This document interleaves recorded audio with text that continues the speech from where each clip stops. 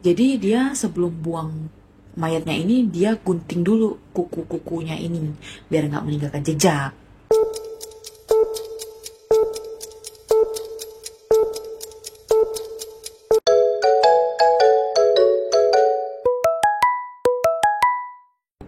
Halo teman-teman, balik lagi bersama aku Jenny di sini.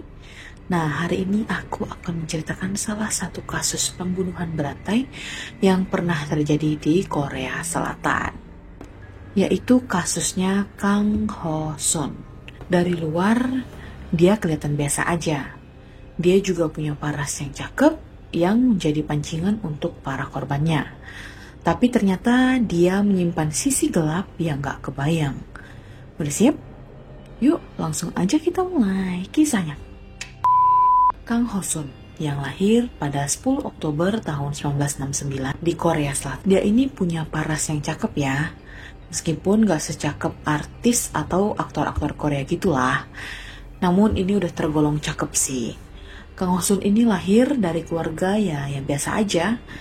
Ya mau dibilang harmonis, ya gak harmonis-harmonis amat. Mau dibilang broken, ya juga gak broken-broken amat. Jadi dia itu punya papa. Papanya ini pendiam banget. Nanya ya nanya seperlunya aja gitu. Dan jarang melakukan KDRT gitulah kepada mamanya Kang Ho Sun. Dia itu pernah juga mukul mamanya tapi pas keadaan dia lagi mabuk. Ya sekilas hidupnya gak ada yang aneh ya. Kang Ho Sun pernah bekerja sebagai sopir truk. Saat Korea Selatan mengalami krisis moneter, ia memutuskan untuk membakar truknya agar ia bisa mengklaim uang asuransi. Kemudian dari uang asuransi tersebut, dia membuka sebuah restoran. Nah, dengan cara yang sama, dia kemudian membakar lagi restoran ini untuk bisa mendapatkan uang asuransi lagi. Nah, berbekal uang asuransi itu, ia membuka bisnis baru. Awalnya, tetangga-tetangganya ini mengenal bisnisnya ini sebagai bisnis peternakan anjing. Dia juga pernah berfoto dengan seekor anjing husky. Dan foto ini nih yang nantinya akan dipakai untuk memancing para korbannya. Nah, tapi usut punya usut nih, bisnis peternakan anjing ini tuh ternyata adalah tempat penjegalan anjing atau tempat pemotongan guguk untuk diperjualbelikan dagingnya. Pada saat itu tuh Korea Selatan itu masih memaklumi untuk memakan guguk. Tapi saat ini kayaknya sih udah enggak deh. Seperti yang udah aku sampaikan di awal video, Kang Ho Sun ini memang tergolong laki-laki yang mukanya lumayan tampan ya. Dan dari kecil nih dia udah mengerti kalau mukanya ini ya muka-muka yang disukai oleh para perempuan gitulah. Sehingga untuk dirinya menggoda perempuan atau mendapatkan hati perempuan itu nggak susah ya. Kayaknya Kang Ho Sun sudah pernah menikah sebanyak 4 kali. Nah, dan ini adalah istri keempat dari Kang Ho Sun dan merupakan korban pertama bersama dengan ibu mertuanya. Dengan cara apa dia membunuh istri dan ibu mertuanya? Nah, tepatnya pada tanggal 30 Oktober tahun 2005, Kang Ho Sun membakar rumahnya sendiri. Awalnya sih polisi kirain itu adalah sebuah kecelakaan. Tapi belakangan diketahui bahwa Kang Ho Sun yang membakar rumahnya itu. Tahu nggak guys motifnya apa? Ya, sama untuk asuransi jiwa. Untuk mengklaim asuransi jiwa dari kematian istrinya itu. Gila kan, bakar istri sendiri demi uang asuransi. Setelah itu, Kang Ho Sun udah mulai ketagihan nih untuk membunuh para perempuan-perempuan yang lain. Kang Ho Sun ini diketahui melakukan aksi kejahatannya di 3 daerah ini, yaitu Provinsi Gyeonggi, Provinsi Gangwon, dan Kota Ansan. Pembunuhan pertamanya terjadi pada tanggal 7 September 2006 di Provinsi Gangwon. Jadi dia ini punya 2 mobil ya. Lalu dia menaruh foto-foto yang pernah dia foto dengan anjing husky atau anjing-anjing lain yang ada di tempat penangkaran anjingnya. Dan diletakkan di dashboard depan mobil dia. Nah, otomatis kan cewek-cewek ngelihat kayak, cowok ini kok kayaknya penyayang pendiam banget nih. Tampangnya udah cakep, lalu kok kayaknya dia penyayang binatang gitu. Jadi Kang Ho Sun ini menciptakan image cowok penyayang dong. Nah, pada saat itu dia menghampiri cewek yang dia lihat di jalanan. Lalu dia buka jendela mobilnya dan dia sapa dong cewek itu. Habis itu ditawarin, mau nggak kamu naik mobil saya aja, saya anter deh sampai ke depan situ, kata Kang Hosun. Nah, pasti kalian ada yang mengira-ngira dong, kok mau-mau aja sih perempuan ini naik ke mobil orang yang nggak dikenal sama sekali. Nah, ternyata daerah tempat pertama dia melakukan kejahatan ini adalah daerah yang lumayan kayak perkampungan gitu loh. Dan di situ lumayan umum ya kalau kalau ada warga yang nawarin tumpangan kayak gitu. Oh, saya mau ke arah sana loh bu. Daripada kamu nunggu bis, mau gak kamu ikut aku sekalian aja gitu. Jadi daerah situ budayanya emang kayak gitu. Sehingga Kang Hosun juga menggunakan cara itu. Ditambah lagi dengan penampilannya yang lumayan cakep, korban pertama ini dia perkaos dulu 2 kali, habis itu ya udah dia bunuh gitu aja, sesimpel itu. Dan setelah dia melakukan kejahatannya ini, tubuh korban ini dia buang di daerah hutan yang ada di sekitaran situ. Ya udah dibuang, ditinggal aja kayak gitu di hutan itu. Jadi udah kayak orang-orang ngiranya tuh kalau cewek ini bener-bener kayak tiba-tiba aja ngilang. Dan tubuhnya ini bener-bener gak bisa ditemuin lagi. Selang kira-kira 3 bulan kemudian, tepatnya pada tanggal 14 Desember 2006, setelah dia melakukan pembunuhan pertamanya itu, dia tuh kayak ketagihan gitu loh. Jadi dia berniat untuk membunuh orang lagi dengan cara yang lebih mudah lagi. Nah, kali ini dia pergi ke tempat hiburan malam. Habis itu dia pesen cewek yang bisa nemenin dia di tempat karaoke. Tahu kan, nemenin? Nah, semacam LC gitulah. Nah, udah selesai nih. Dia nanya lagi ke mbak-mbaknya, Mbak, bisa nggak lanjut ke ronde 2? Ntar saya kasih uang tambahan deh. Akhirnya karena diiming-imingi bayaran lebih kan, mau dong si mbaknya. Setelah melakukan itu, cewek ini akhirnya dibunuh. Udah simpel aja, selesai, kayak gitu aja.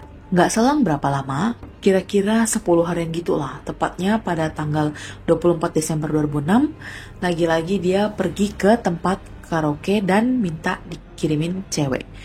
Nah, diajak itu lagi, lalu dibunuh lagi. Pokoknya caranya sama, plek ketiplek kayak pembunuhan yang kedua. Nah, cara pembunuhan dari Kang Hosun ini sedikit berbeda ya. Jadi dia nggak menggunakan senjata tajam sama sekali. Dia cuma mencekik korbannya. Jadi setelah berhubungan, dia mencekik dan tubuhnya dibawa lagi ke hutan yang sama. Ke hutan yang sama saat pertama kali dia membuang jasad korbannya. Dia kayak punya ini nggak sih, fetis. Fetis orang kan ada yang beda-beda ya, ada yang aneh-aneh lagi kan biasa. Fetis itu kayak apa ya? Kayak kelainan seksual nggak sih? Ya kurang lebih. Nah mungkin aja kan fetisnya Kang Hosun ini dia jadi bergairah setelah dia menyiksa korbannya itu. Nah pada tanggal 3 Januari 2007, kira-kira 2 minggu setelah aksi terakhirnya, Kang Hosun kembali mengincar korban keempatnya. Dia mungkin udah kepengen banget ya cari korban lagi. Dia menemukan seorang perempuan yang lagi menunggu bis. Dia tanya dong ke cewek ini, lagi nunggu bis ya? Aduh, daripada kamu nunggu mending saya antar aja deh mbak. Saya juga mau ke sana loh, kayak gitu. Sama dong caranya kayak korban yang pertama tadi. Nah, lagi-lagi nih cewek ini mau aja. Mungkin ya karena kultur di daerah situ ya. Kayak udah biasa gitu. Nah, jadi dia melakukan aksinya lagi. Ngebunuh, lalu dibuang lagi ke hutan. Setelah aksi yang keempat ini dia ngerasa dong, aduh aku nih udah ngebunuh 4 orang. Kok polisi gak ada yang kejar-kejar aku ya? Dia jadi besar kepala dong, karena polisi gak bisa ungkapin kasusnya ini. Jadi 3 hari setelah itu, tepatnya pada tanggal 6 Januari 2007, dia kembali melancarkan aksinya lagi. Dia lagi-lagi pergi ke dunia hiburan malam, lalu mengajak cewek yang ada di situ untuk pergi keluar. Habis itu dia perkaos, dicekik, lalu dibunuh dan dibuang lagi ke dalam hutan yang sama. Makin hari dia makin besar kepala dong. Dia ngerasa polisi kok gak becus banget, gak bisa nangkep dia. Akhirnya dia melancarkan aksinya lagi pada keesokan harinya, pada tanggal 7. dia lagi-lagi membunuh orang dengan cara yang sama. Nah, sampai pembunuhan yang terakhir ini, polisi udah ngerasa ada yang janggal nih. Polisi pun dengan cepat menelusuri kasus ini kan dengan lebih serius. Nah, di sini Kang Hosun ini udah mulai panik loh, panik-panik dikit lah. Sehingga dia ini diam dulu nih, nggak melancarkan aksinya, ya kira-kira setahun lebih gitu. Tahan juga ya. Aksi berikutnya ia lakukan pada tanggal 9 November tahun 2008. Nah, setelah vakum 1 tahunan nih, rupanya cara yang dia pakai masih sama, yaitu diperkaos, dicekik, lalu dibuang ke hutan lagi. Bedanya di sini nih dia lebih berhati-hati.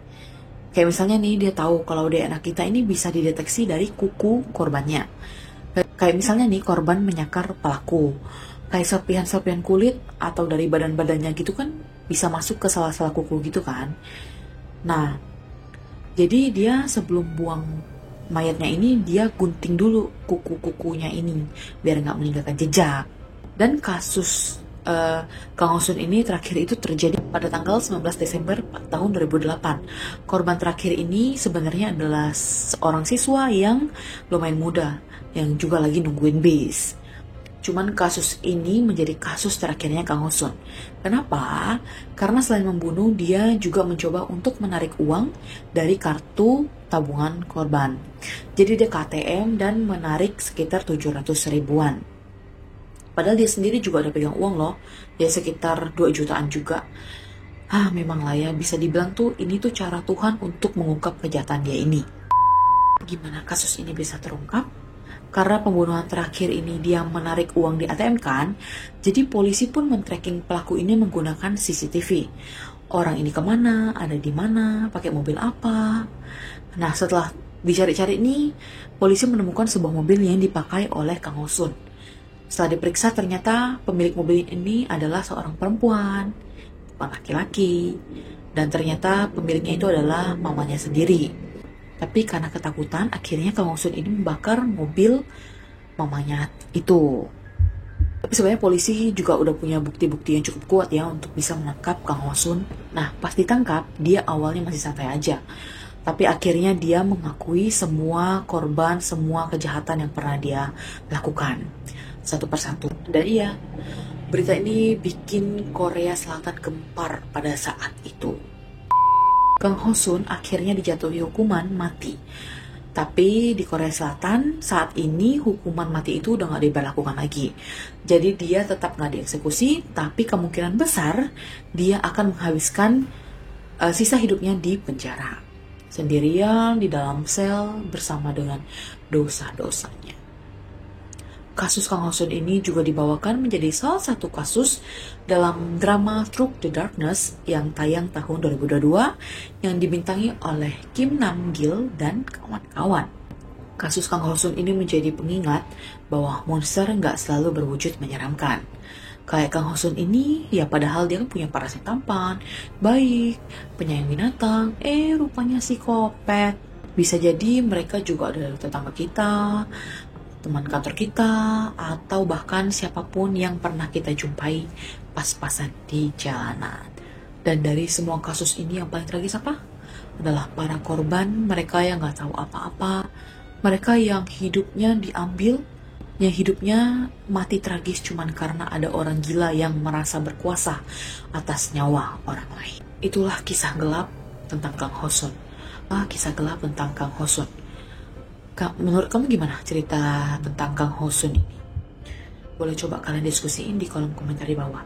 Ataupun kalau kalian mau request aku mau bawain cerita apa, kalian mau dengar cerita apa, boleh banget request di kolom komentar di bawah ya. Jangan lupa pencet tombol like, subscribe, dan aktifin loncengnya supaya kalian gak ketinggalan cerita-cerita menarik lainnya dari aku. Bye-bye, see you in the next video.